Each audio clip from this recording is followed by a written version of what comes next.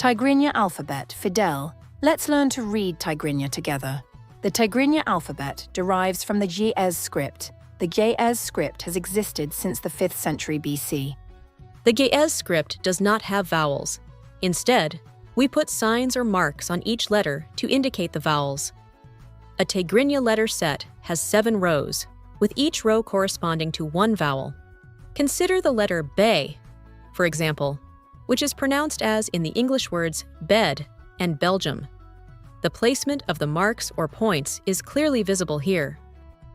Be, bu, bi, ba, be, bu, bo. Be, bu, bi, ba, be, bu, bo.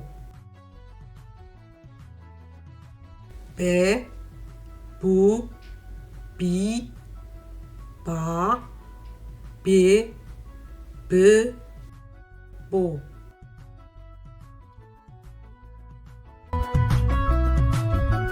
Be, bu, bi, ba, be, bu, bo.